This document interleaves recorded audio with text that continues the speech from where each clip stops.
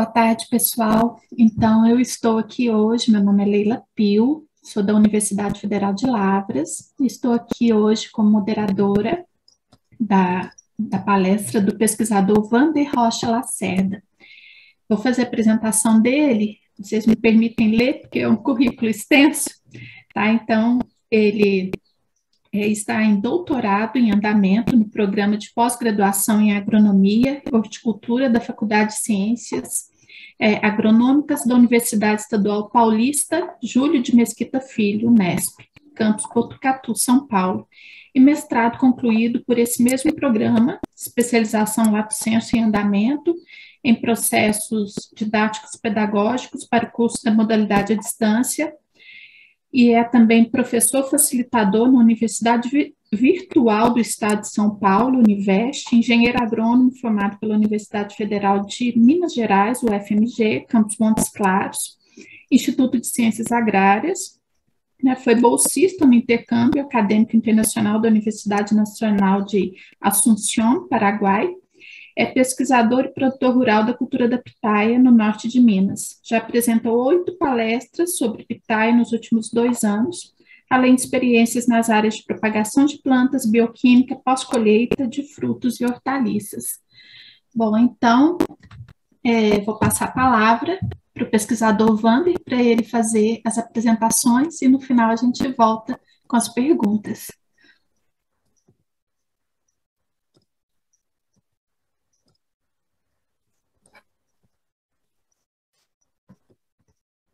Ok, muito obrigado, professora Leila. Boa tarde a todos, novamente. É tudo ok com a apresentação, certo? Tá sim, professor. Bom, então, vou falar aqui um pouco, né, sobre os principais desafios, né, os riscos que existem. Então, né, os principais desafios no ciclo produtivo da pitaia.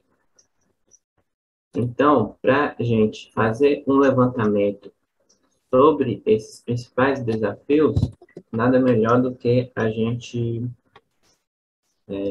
fazer esse levantamento com os próprios produtores ou colecionadores acadêmicos envolvidos na cultura da pitaia, tá certo? Então, foi realizado um questionário, tá? Via formulário Google,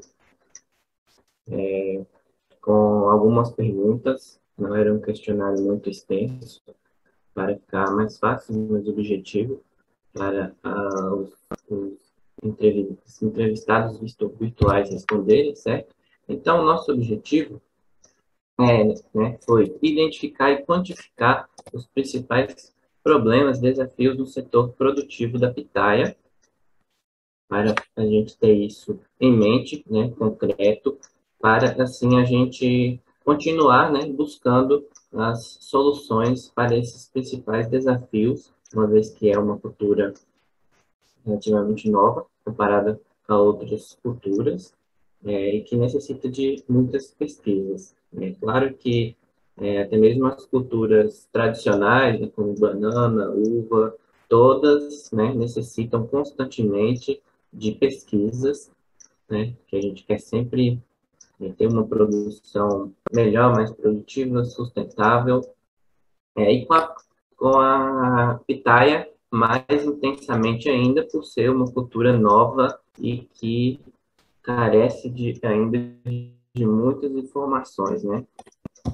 Então, nós obtivemos aí 62 respostas, lembrando que, de acordo com o Comitê de Ética em Pesquisa, o número mínimo, assim, ideal seria 60, né? Então nós atingimos esse número mínimo para a pesquisa ser considerada aplicável, né? Ter uma boa acurácia. Então a gente precisava de um número elevado, né? Ou seja, no mínimo 60 produtores, né? Pessoas envolvidas. Então desses entrevistados, em sua maioria eram produtores, tá? 54,2% eram produtores, ou que e 20% que pretende, né, ser produtor, aquelas pessoas que estão estudando, né, estão analisando, buscando informações para iniciar a produção de pitaia, que tem bastante, né, uma vez que é uma cultura muito chamativa. 3,6% eram colecionadores, tá?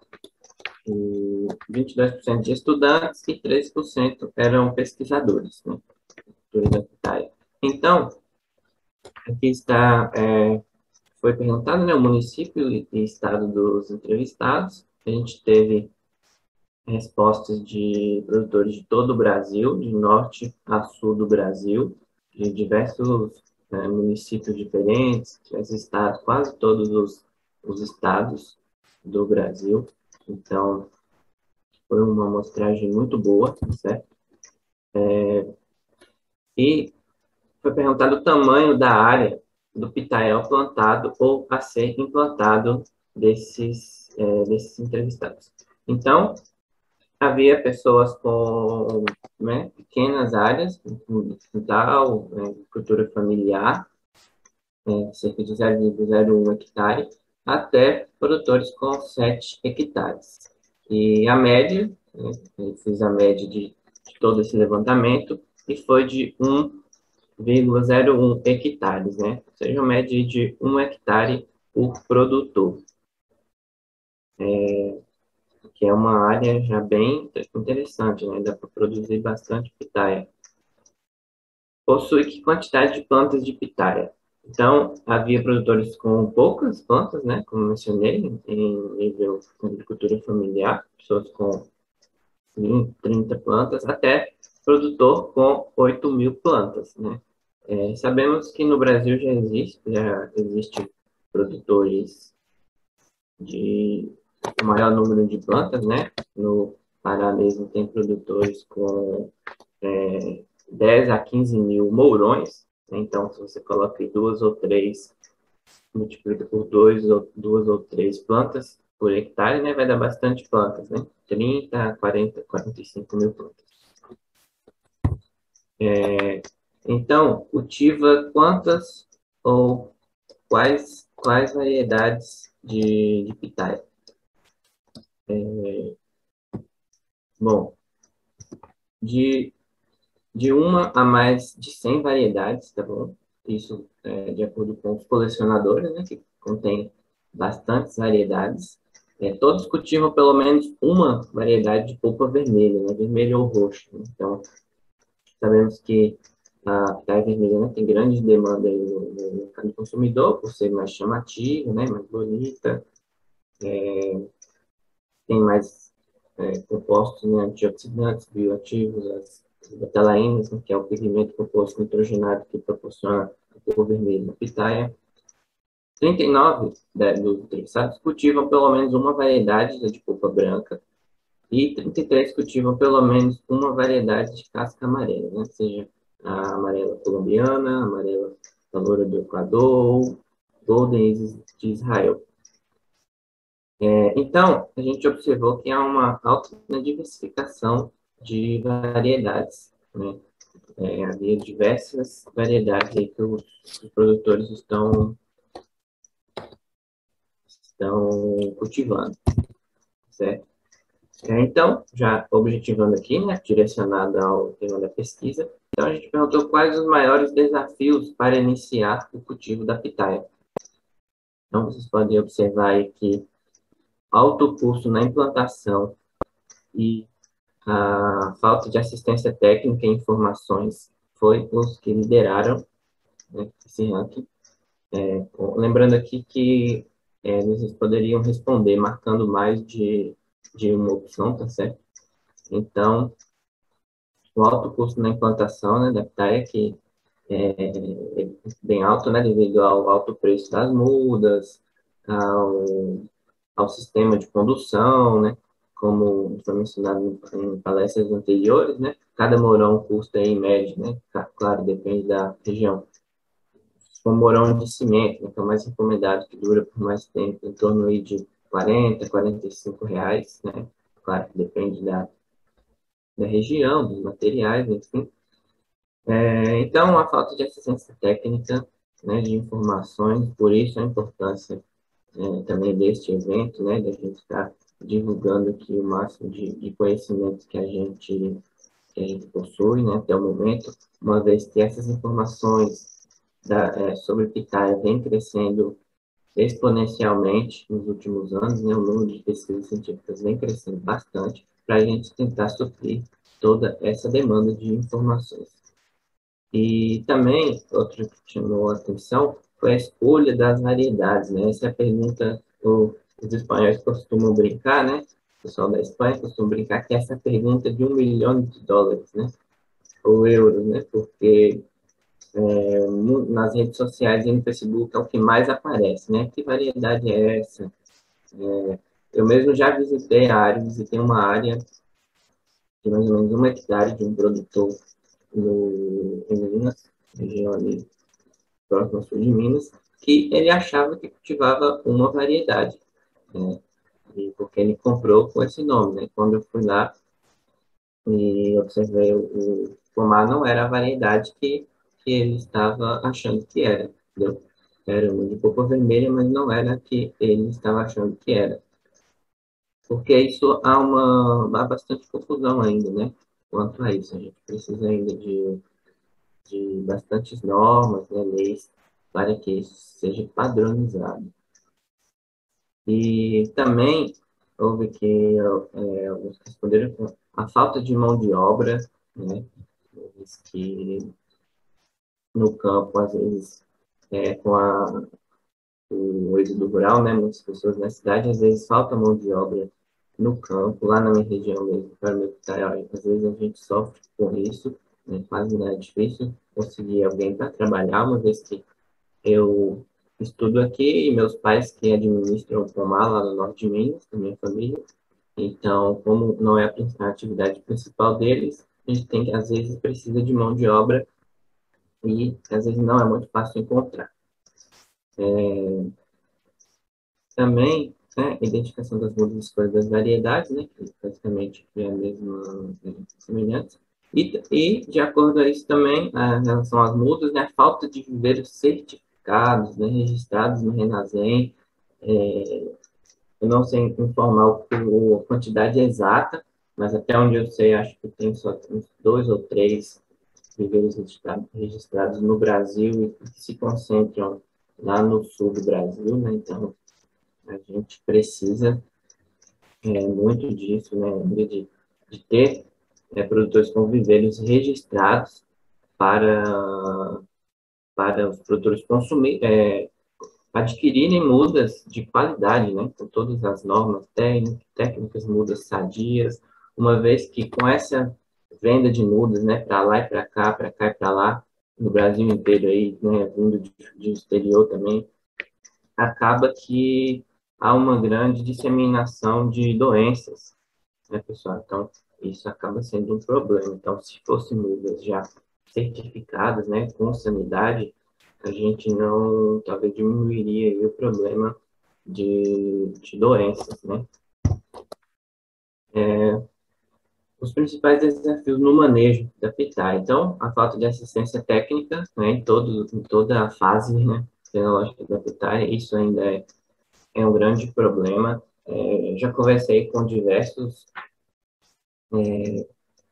produtores, né, de vários municípios que falaram que faziam perguntas para o engenheiro agrônomo da cidade e às vezes ele falava que nunca viu uma pitaia, né? Então isso infelizmente é comum, embora a pitaia vem crescendo aí grandemente, né, na mídia, mas ainda existe, né, poucos técnicos especializados na cultura da pitaia para ter a base para fazer recomendações para o produtor, né? Então, por exemplo, até onde eu sei, acho que só a Universidade Federal de Lavras que tem disciplinas, né, voltadas para a cultura da pitaia especificamente, né?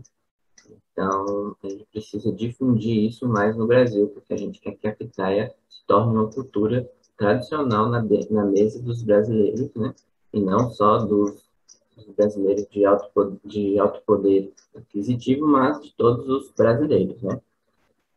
Uma vez que é uma fruta, né, que tem diversos benefícios para a saúde, né? Foi minha palestra no evento da pitaia anterior, eu falei e mencionei só sobre os benefícios da saúde para a pitaia. A adubação, né? As duas brilhantes palestras anteriores a mim já falaram bastante disso, né? Então, sem seu comentário, né? A gente sabe, demonstrar que é um dos principais, né? O principal aí, na demanda, né, de assistência técnica, que é a adubação, né? A importância de fazer uma boa adubação equilibrada, né? Com macro e micronutrientes para a pitaia. O abortamento de botões também é um grande problema, né? Que isso é causado aí por plantas ainda jovens, né, do primeiro ano de produção, ou por pragas como o PCV de patas lameladas, né, que com seu aparelho bucal penetra lá no botão ainda jovem, causando a, a queda dos botões, né, o abortamento dos botões, e ainda falando da adubação, né, as deficiências nutricionais, né, ou por fatores climáticos, infelizmente a gente vê muitos problemas com o aborto de botões. Então, pragas e doenças, né? Claro, um dos desafios aí principais, a gente vai falar mais um pouco adiante também sobre isso. Condições climáticas adversas, né, pessoal? Com o clima aí com alta irradiação solar em algumas regiões do Brasil, né, no Nordeste, a gente precisa, né, proporcionar aí um sombreamento para elas. Minha região no Norte de Minas, né, também, que é praticamente a área da Sudene, também é Nordeste. E no Sul, né, como a gente viu aí recentemente, os diversos problemas aí com a geada, né?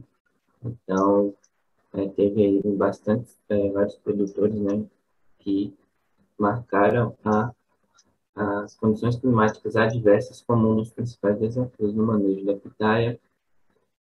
Teve outros, né, que mencionaram aqui, o comentário, né, o tutoramento, né? Às vezes você tem que definir, né, qual tipo de tutoramento melhor, se vai ser em sistema guarda-chuva, né, o Vietnã, se vai ser em espaldeira, qual tipo de espaldeira, né, se for tipo protegido ou em vasos, como é utilizado muito nos Estados Unidos, né, o tipo da pitaia em vasos.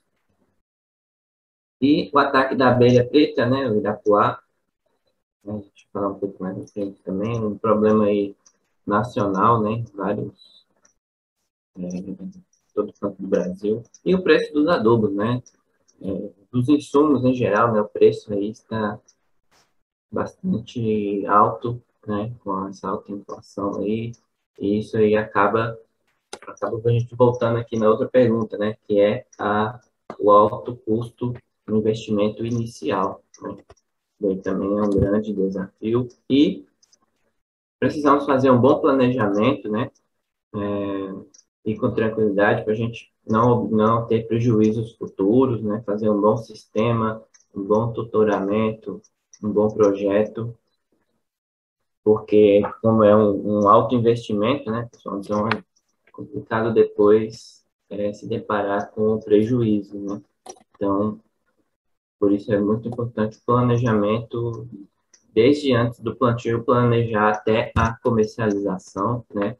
Então, as particularidades, né, para o cultivo da pitaia principal, né, assistência técnica, informações, como a gente já mencionou.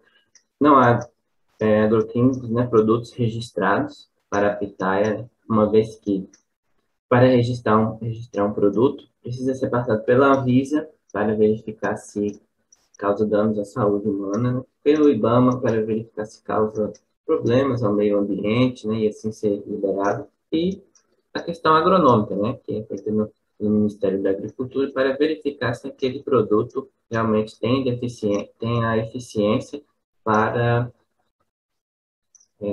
para combater determinada praga ou doença, né, enfim. E, então, dos nossos, né, principais aliados aí que a gente vem utilizando são os biológicos, né, os agroecológicos, as caudas, né, cauda verdadeira, cauda sulfocáustica, como fertilizantes foliares e como preventivos de doenças, uma vez que são fungistáticos, né, e bacteriostáticos, com a presença do princípio ativo principal, então o cobre da cauda bordaleza e o enxofre da cauda sulfocáustica. Os aminoácidos, né, têm sido aí um aliado, né, como por exemplo o aminoácido prolina, que para lugares de clima frio, né, geadas, ele aumenta a temperatura de congelamento da seiva, né? Claro que se for uma geada muito forte, muito pesada, aí complica, né? Mas ele tem demonstrado grandes efeitos positivos no sul do Brasil e também, nem só a prolina, né, como outros aminoácidos, também tem sido muito importante em regiões semiáridas. Eu tenho utilizado lá no Norte de Minas para diminuir o estresse de alta incidência de radiação solar, né, altas temperaturas. E a Sax, né, tem é uma empresa que tem produtos específicos para o cultivo da pitaia, né, então vem ajudando aí bastante os produtores com produtos. Para as doenças, né, pessoal, que é um, um dos principais desafios, né? Inclusive, no evento passado também a gente teve uma palestra, né, da professora Leila, né, falando exclusivamente disso. Então, os produtores marcaram, né, elencaram que isso é um dos principais desafios, claro, né, e bem, então, né, como mencionei, a gente vem utilizando aí nos produtos, né, biológicos para tentar aí, superar ou conviver com esse desafio. Só lembrando aqui, pessoal, né, que falando dos arapuás, né, os estragos aqui dos arapuás, lembrando que é uma abelha protegida por lei, né, e que, infelizmente, muitos produtores têm, não só para pitaia, né, mas como ela é uma praga para outras culturas, têm utilizado inseticidas químicos, principalmente do princípio ativo fipronil, né? E é um problema porque ele também acaba pegando as abelhas, né? A gente já está com a população de abelha diminuindo aí. E também já vi relatos de produtores com que aconteceu fitotoxicidade do fipronil na pitaia, né? Ultimamente, nos grupos, a gente tem recebido imagens, né, de produtores com sintomas de fitotoxicidade na pitaia, que é quando o cladódio afina e começa a emitir desordenadamente raízes adventícias, assim, bem amareladas, né, raízes grampiformes, que se prende no murão.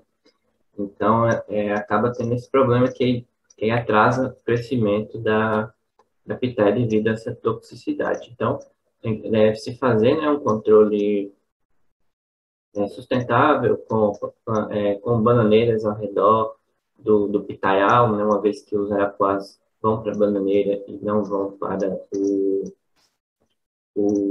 para atacar a pitaia. E também, outro controle que o pessoal vem fazendo é coletar os ninhos e colocar e soltar esses ninhos em outras árvores em matas distantes de áreas agrícolas, certo? Então, essas têm sido algumas técnicas sustentáveis que vêm sendo utilizadas no controle da arapuá. E agora os desafios após a colheita dos frutos de pitaia. Então, teve doenças nos frutos, né? Falta de refrigerador, mas o que chamou mais atenção foi a falta de tecnologia pós-colheita, né, nos frutos. Uma vez que, de certa forma, né, o refrigerador e as doenças estão relacionadas, né, uma vez que as tecnologias pós-colheita são para aumentar a vida útil pós-colheita desses frutos e que muitas das vezes são para inibir, né, ou fazer com que não apareça as lesões necróticas. Oi? Ok. Então, pessoal, inclusive essa é a minha linha de pesquisa, né, no meu mestrado, e que estou continuando a estudar agora no meu doutorado, que é com pós-colheita da pitaia, né, tentando manter todas as características organolépticas e nutricionais da pitaia, né? Então, a gente vem sempre observando, né, nos grupos aí essa discussão, né, de como armazenar, uma vez que a, com o fruto, com a pitaia com maior vida útil, né, pós-colheita, a gente pode até conseguir um melhor preço, né, tá certo? Que é interessante.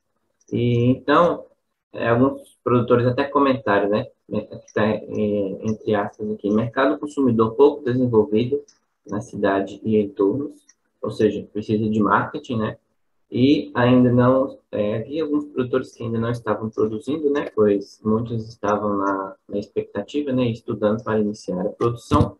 Então, a pós-colheita é um desafio aí muito complicado. Às vezes a gente vê imagens, né, de frutos já nessa situação, né? Então, por quê? Porque a pitaia é um produto altamente perecível, né, com 80 a 85% de água. É um fruto não climatérico, ou seja, ele não amadurece depois de colhido, já tem que ser colhido já próprio para o consumo, né?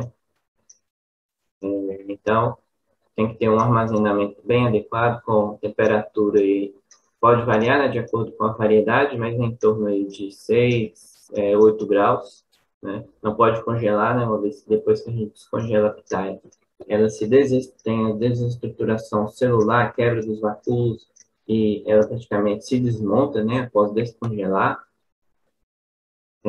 A umidade, né, é importante, o armazenamento com a umidade em torno de 80%, né, um pouco alta, mas não tão alta para não ter problema com proliferação de micro-organismos.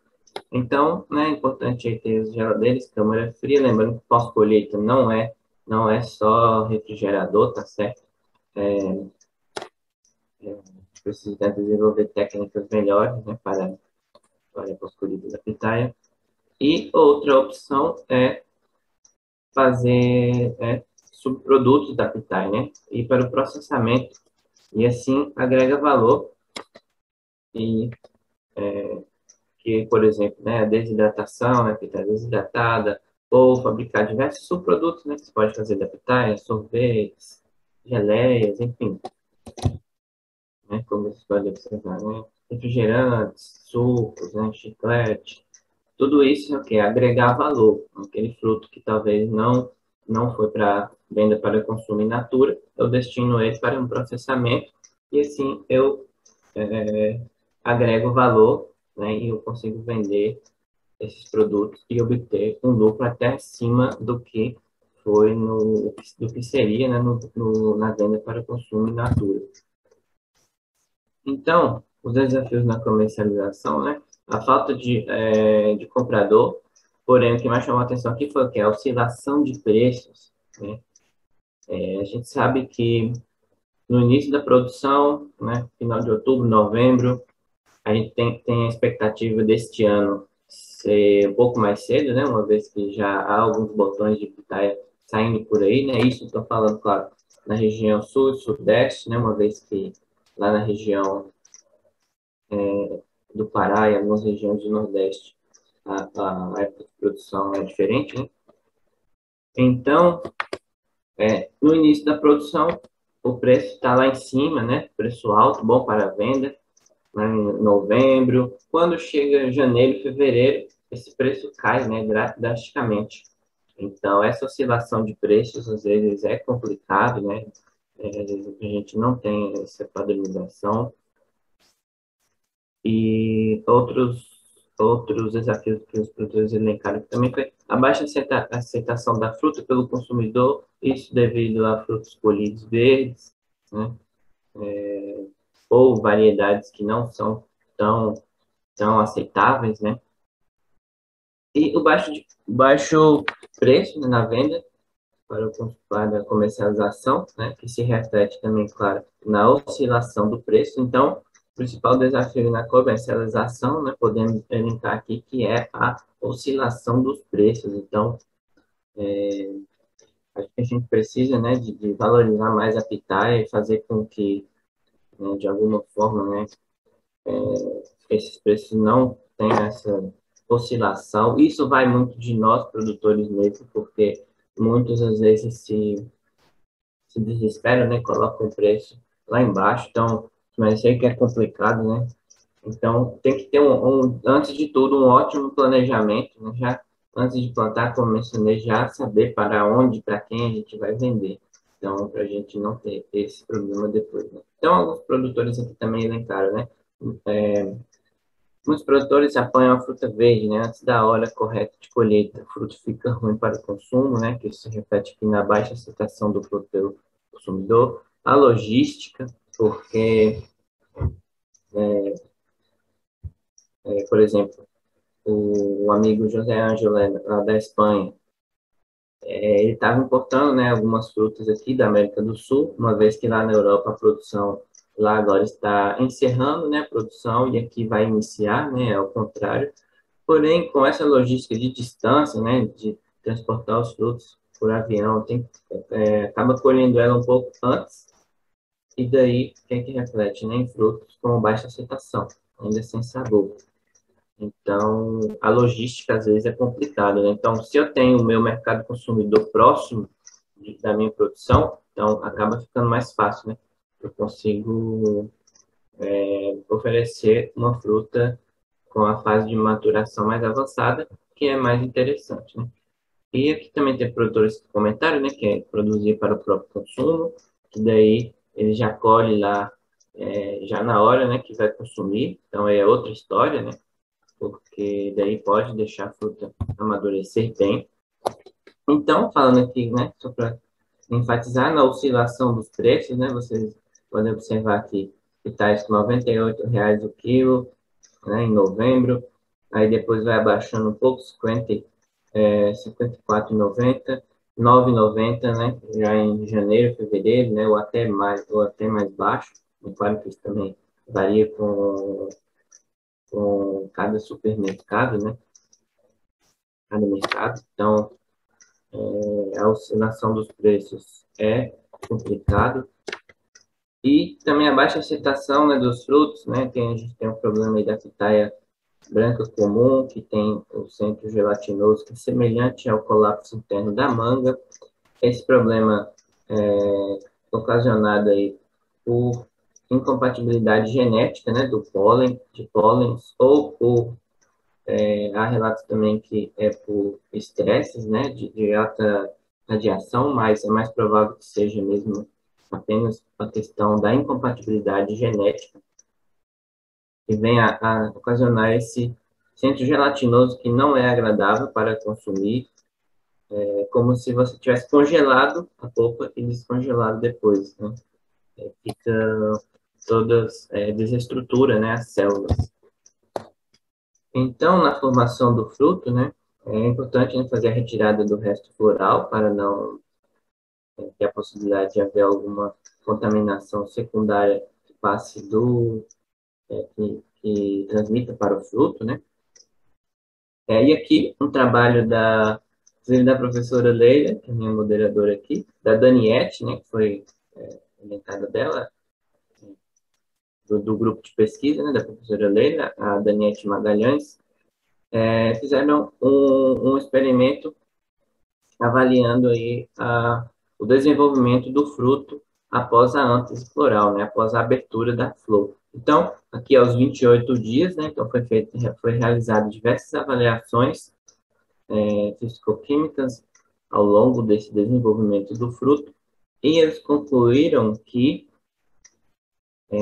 o ponto ideal para a colheita, de acordo com concentração de solos solúveis, acidez, cor e diversas outras análises, foi considerado que o fruto deve ser colhido aqui em torno do dia 36, né?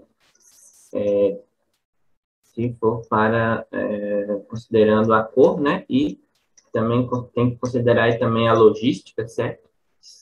por isso que a logística é tão importante, né? Se o meu mercado consumidor é próximo, ou seja, eu posso colher aqui, já, né, já vender próximo, então aí eu posso até colher essa fruta um pouco mais madura, né? Um pouco mais com estágio de maturação mais avançado, né? Que seria aqui os 38, né, 40 dias. Isso na pitaia de polpa branca. Agora, na pitaia de polpa vermelha, que também a Daniette, a professora dele, fez esses trabalhos, né, pessoal, que foi publicado em revista, artigos de revista de alto fator de impacto internacional.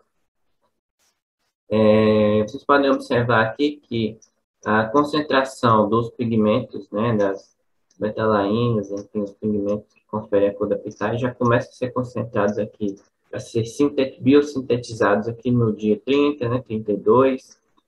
Então, foi concluído, né, que aos 36 dias, de acordo com as características, né, analisadas e com a cor, aos 36 dias já poderia ser colhida para mercados mais distantes, ou, né, se o mercado for mais próximo, pode ser colhido após o 36º dia, né? E isso, principalmente, né, essas conclusões, né, teve base com esses resultados aqui, ó, dos sólidos solúveis, né, ou seja, o BRICS, o famoso BRICS.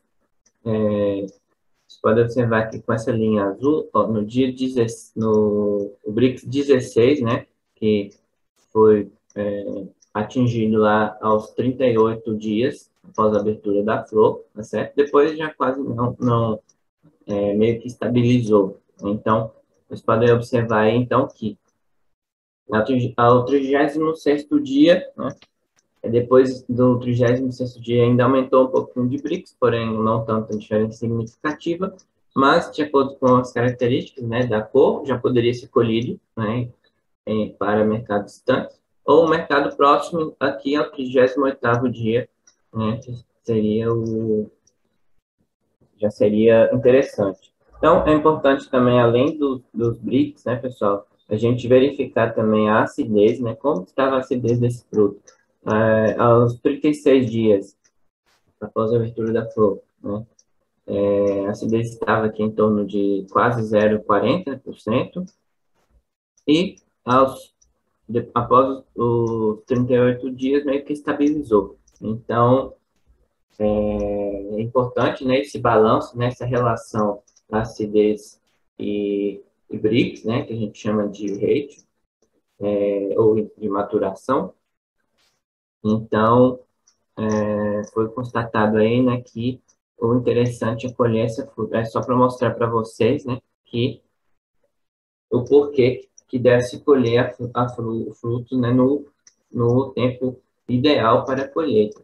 Porque se eu colho ela lá ainda verde, né, aos 32, né, aos 34 dias, antes do 34º dia, ainda vai ser um fruto com baixa aceitação. Então, né, como esse é um dos principais desafios aí, né, no mercado da pitaia, então essa pesquisa, né, mostrou-se de grandíssima importância para a gente ter um direcionamento quanto a isso, tá certo? Então, ainda falando de comercialização, né, para onde os seus frutos serão destinados, né, se é para a indústria, um preço um pouco menor, se é para centrais de abastecimento, o CEAGESP, CEASA, comercialização direta, se consegue um preço melhor, né, lá no Norte de Minas a gente vende comercialização direta, na feira da cidade, por encomendas ou nas cidades próximas, tá certo? Ou se você quer alcançar mercados maiores, né? Abrir o leque aí para mercados, né? Tem que ter uma certificação, certificação orgânica para exportar frutos para a Europa, né? A 9, 10 euros o quilo, bem interessante. Claro, você deve conseguir essa certificação e se adequar a todas as normas, né? Para conseguir evitar para exportação. E aqui um gráfico aí que viralizou aí nas redes sociais, né, só para a gente demonstrar aí como a comercialização é complexa, né? Uma vez que o agricultor Às vezes é o que mais trabalha, né? E ganha menos, né? E como aquela imagem anterior que eu mostrei lá, fruto da pitaia a R$ 98, isso no supermercado, né? Mas a gente não sabe por quanto que esse agricultor vendeu essa fruta, ou seja, foi num preço bem inferior, né? Porque vocês podem observar aqui que quem ganha mais são os supermercados, né? E a indústria.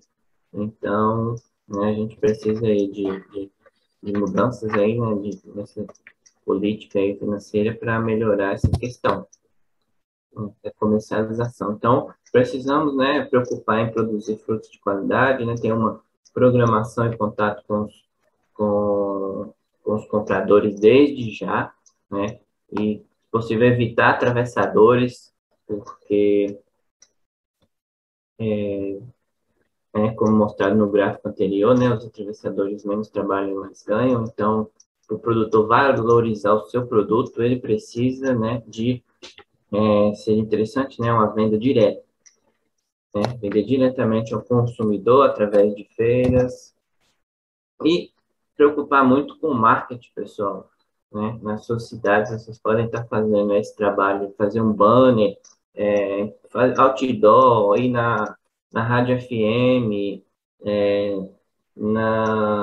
outra coisa muito importante também no marketing, né, que é utilizado hoje em dia, você vai lá, passa a saber quem é o influencer mais influencer, né, da sua cidade, né, digital influencer aí nas redes sociais, né, negocia com esse digital influencer, né, e tem vários agro-influencers nas redes sociais para você estar divulgando, né, a Pitaia. É muito importante a gente fazer isso, né? Uma vez que eu tenho o perfil, né, do meu pomar de pitaia nas redes sociais, mas eu não sou blogueiro, né, eu não quero seguidores, eu quero divulgar a pitaia o máximo possível, né? E ainda bem, a gente tem bastante números aí de perfis, né, de pitaias nas redes sociais, mas quanto mais melhor para a gente divulgar esse maravilhoso fruto, né? E importante também, pessoal, para não para diminuir nos problemas, ter uma boa gestão, né? Tem empresas aí que são preocupadas, trabalham só para a gestão, né, da propriedade. Então, eu tenho que ter o controle de tudo, todo o custo, de tudo, né, que eu gastei, tudo que vendeu, tudo que entrou, né, que a partir do segundo ano, né, o que era vermelho, já pode se tornar azul, né, isso, claro, com um bom planejamento. Isso aconteceu, né? Eu tenho tudo que eu gastei, eu tenho em planilhas lá no meu pomar, na nossa propriedade, tudo que vem gastando ao longo do manejo, tudo que entra também. Então, graças a Deus, a gente está com um lucro já bem interessante, tá certo? Que foi alcançado aí desde o segundo ano, né? E lembrando que a produção da pitaia estabiliza lá terceiro, né? Quarto ano, que é quando aumenta bastante, né, a produção, uma vez que a planta já tem um sistema radicular mais desenvolvido, já tem bastante cladóide, então, consequentemente, vai produzir mais frutos, né, e aumentando aí o nosso lucro, tá certo? Agora, vamos falar aqui rapidamente sobre os desafios na comunicação para a aquisição de informações sobre o cultivo da pitaia, né? Uma vez que o principal aí, né, são os grupos, claro, como foi detectado na pesquisa, né? Carece, né, muito de informações na pitaia. Então, as pessoas buscam informações com quem, né, tem experiência, quem já cultiva a pitaia, enfim. Então, perguntado se você participa, né, se as pessoas participam, quantos grupos de pitaia nas redes sociais. Então, tem pessoas que participam de 0 a 10 grupos, outros, em média, 3 grupos. A moda, né, que foi o número que mais repetiu, foi que as pessoas, a maioria, participavam, os produtores, a maioria participavam de 2 grupos, né? Esse número repetiu 9 vezes. E esses grupos são no WhatsApp, Telegram, né? E agora aqui também, você acompanha as conversas dos grupos, se não acompanha, por quê? Então, 5 pessoas responderam que às vezes, 7 pessoas responderam que não, e 17 pessoas responderam que sim. Ok. Você não acompanha as conversas do grupo, por quê? Então, alguns produtores relataram que há muitas informações diferentes, né? Ou por falta de tempo, ou muitas informações desencontradas, né? Então, esses grupos, né, pessoal, tem que ter um bom trabalho intenso ali dos moderadores dos grupos, porque realmente é muito complicado, né, moderar um grupo, fazer com que o grupo seja realmente 100% focado sobre Pitaia, né, isso não é fácil. Inclusive, a gente vai estar deixando aí um link no chat do grupo de Pitaia, da Abra Pitaia, tá certo? Alguém aí, por gentileza, pessoal da organização, alguém, por gentileza, coloca o link aí no chat. Outras pessoas também afirmaram que nem sempre, às vezes, tem muita informação, falta de tempo, mas tudo muito importante, porque nós precisamos de informações sobre Pitaia, né, pessoal? Então, carece de informações sobre Pitaia. Agora, para as pessoas que realmente participam das conversas no grupo, aquelas que não somente observam, mas que participam, né? Então, ou seja, o número que não participa foi maior, se vocês, né, observarem, isso não participa, por quê? Pouco, então, pessoas relataram, né? Pouco participo, acho as discussões muito superficiais em geral, não me sinto seguro de passar a informação, né? As pessoas têm dúvida ou têm medo que o outro vai falar, que infelizmente isso acontece. Preferência é observar as informações, então, a maioria, né, das respostas das pessoas só gostam de observar ao invés de tentar interagir.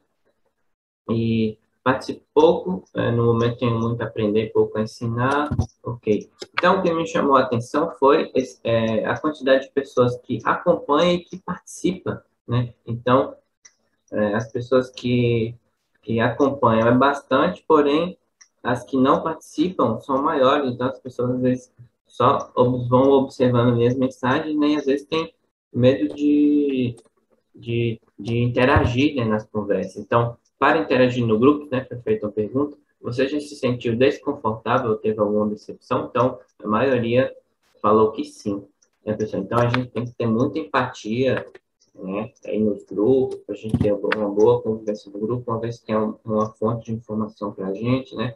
Então, aqui muitas pessoas relataram, né, não estão satisfeitos, né, perguntei, fiquei sem resposta, mas isso às vezes acontece, né, porque ainda carece de muita pesquisa.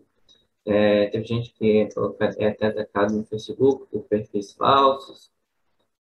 Muita gente se acha dono da verdade, né, pessoal? Isso às vezes acontece no grupo, é complicado. Sobre decepção, não levo para este lado. Cada região é viável ou não para certa variedade. Exemplo, amarela, colombiana e paloura. Isso, a amarela colombiana e paloura do Equador, né? Muitos produtores do Brasil já desistiram de produzir, né? Porque ela precisa de uma altitude em torno de 1.300 metros, né? A maioria das regiões aqui no Brasil é 500 metros de altitude, na minha região é 450 metros de altitude, no norte de Minas. Nem só altitude, né? Vários outros fatores climáticos. Então, às vezes, uma pessoa do sul, né, está discutindo com uma lá do Nordeste, falando que não está falando a verdade, que a minha planta não está igual a dela está. Então, complicado, né, pessoal? O Brasil é um país intercontinental, então dificilmente vai ser igual. E ainda tem as fake news, né, como essa que rolou por aí. Muita gente, infelizmente, caiu nessa fake news, né, da pitaia de polpa azul. Então, os gargalos principais, né, a serem enfrentados que a gente elencou foi o fruto sem sabor, a necessidade de pesquisa, falta de produtos registrados para controle de pragas e doenças, normas para comercialização das mudas, identificação das variedades. Lembrando que a UFRA está fazendo um trabalho interessantíssimo, né, de caracterização das variedades para a gente diminuir superar esse problema, né, ou seja, a gente precisa dessas identificações, caracterizações genéticas, né? Um trabalho excelente que está sendo desenvolvido na UFA. A oscilação dos preços e o conhecimento do fruto é falta de marketing. Então, aqui estão meus contatos, né, na rede social e no e-mail, né? Agradecer a realização, né, pessoal da Brapitaia, lembrando que está aberta para associados e o aplicativo diverso da Pitaia, tá certo? E a gente conta aí com, né, a gente teve aí o apoio, nosso apoio, né, pessoal do Ceará, né, da Embrapa, da UFA, de Uberaba, da EPAGRE, e o patrocínio da SATS. E agora a professora Leila vai falar um pouco sobre o curso dela e em seguida estou aberto para perguntas até estourar o tempo. Ander, Obrigada pela sua apresentação, tá? Foi excelente. Vou falar aqui rapidamente só sobre esse curso da Pitaia, que eu e alguns ex-alunos da Universidade Federal de Lavras, nós Vou colocar criamos. novamente. Não, não preocupa não, Wander. Eu e os meus ex-alunos, nós criamos um curso online do cultivo da pitaia, tá? Tá na Agro Aqui. A Agro Aqui é uma startup também criada dentro da Universidade Federal de Lavras, em que o primeiro curso foi do cultivo da pitaia, mas nós reunimos uma equipe para fazer cursos de várias outras culturas frutíferas, de modo geral, tá? Então, esse foi o primeiro, e ele já está disponível para venda, então é só entrar nas redes sociais da Agro Aqui que vocês vão ser disponibilizados, né, para o local de vendas. Bom, voltando à Pode sua tirar, palavra. Wesley, por Oi? favor. Isso. Obrigado. Pode tirar a apresentação. Bom, Wander, sua palestra foi excelente, muito esclarecedora. Nós temos aqui uma pergunta do seu Aldemário. Não percebi nesse levantamento de dados a grande dificuldade de nós, agricultores, com a polinização das pitaias. Uma vez a flor abriu, uma única noite a cada ciclo. Esse problema é importante, uma vez haver muita floração, mas não necessariamente frutificação. Não foi abordada essa questão na pesquisa? Então, que a gente poderia, né, ter abordado várias coisas, porém a pesquisa iria ficar um pouco extensa, uma vez que na correria do dia a dia, né, foi até difícil para a gente conseguir um número de respostas mínimas, né, para ter uma pesquisa interessante. Mas esse, claro, né, é um caso a ser destacado, né? Mas o que eu acho mais interessante é utilizar as variedades autoférteis, né? Eu, como produtor, por exemplo, iniciei com muitas pitaias brancas. Eu sei que dói no coração lá depois do primeiro ano a gente ter que cortar, né? Ela já toda bem desenvolvida. Dói no coração a gente cortar e enxertar, né? Uma pitaia autofértil, ou que seja também mais aceitável, né, no mercado. A gente pode fazer esse trabalho, né? Inclusive tem vídeo na Agro aqui falando sobre isso, né, professora Leila? Então, pessoal, sei que dá no coração a gente ter que cortar, né, essa pitaia ali já bem desenvolvida, mas é uma ótima opção, né, eu recomendo fazer, porque a gente cultivando frutos autoférteis é mais interessante para a gente de ficar lá à noite, né, ou no início da manhã, realizando a polinização. Então, já tem vários outros motivos para a gente não ter uma boa produção. Então, perder produção por falta de polinização, eu acho isso, assim, irrisório, né? É complicado. Então, eu recomendo utilizar variedades autoférteis. Wander, só complementando, eu também como produtora, eu fiz alguns testes e achei interessante também o fato da gente colocar cultivares diferentes no mesmo mourão, mesmo que não sejam autoférteis, porque isso aumenta demais a polinização, porque as flores vão estar muito próximas, né?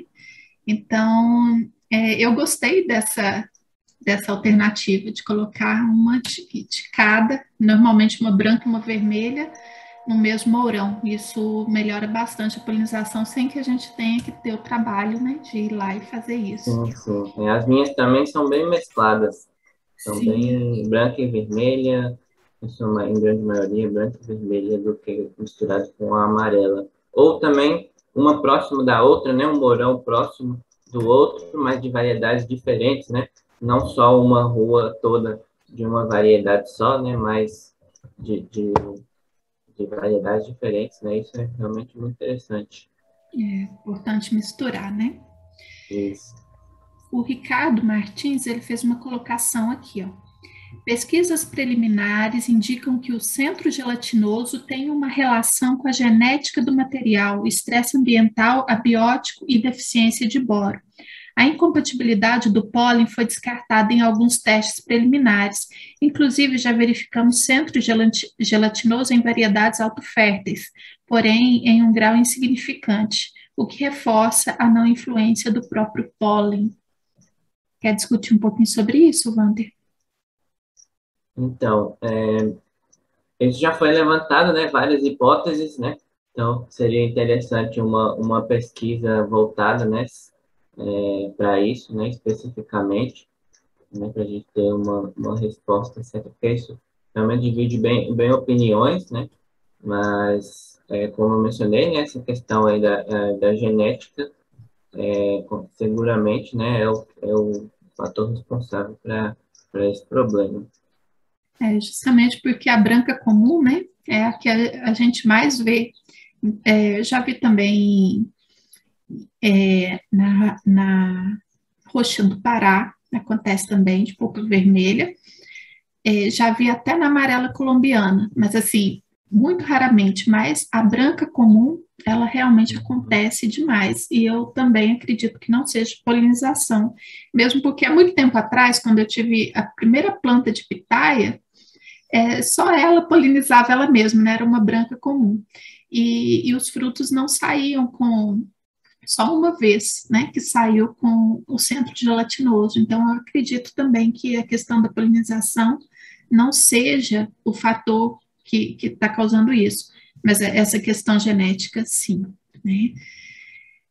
Temos mais perguntas aqui. Vanessa dos Santos Gomes. Acredito que os frutos de pitaia são todos autoférteis, mas nem todas são autopolinizantes, principalmente devido à estrutura morfológica da flor. Isso. Pela questão, né, da distância do receptor, né, floral, né, da parte feminina, pela distância com as anteras, né, da parte masculina.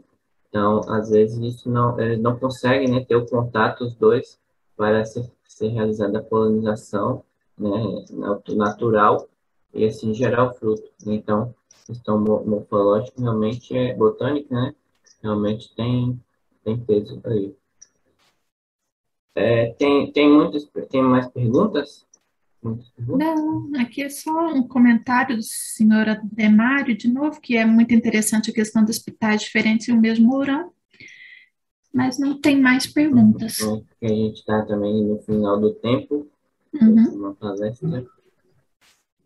Bom, então, agradeço a sua apresentação, que foi muito esclarecedora, muito interessante, ainda mais trazendo, né, uma pesquisa com a opinião dos produtores, então a gente tá ouvindo, né, a voz dos produtores aí. Então, parabéns pela apresentação, eu gostaria de agradecer também por ter me convidado para ser sua moderadora, e agradeço também e parabenizo a Abra Pitaia pelo evento muito bom, com uma qualidade de palestrantes assim, acima da média, muito legal mesmo. Certo. Muito obrigado. Eu que agradeço por ter aceitado o convite, tá bom?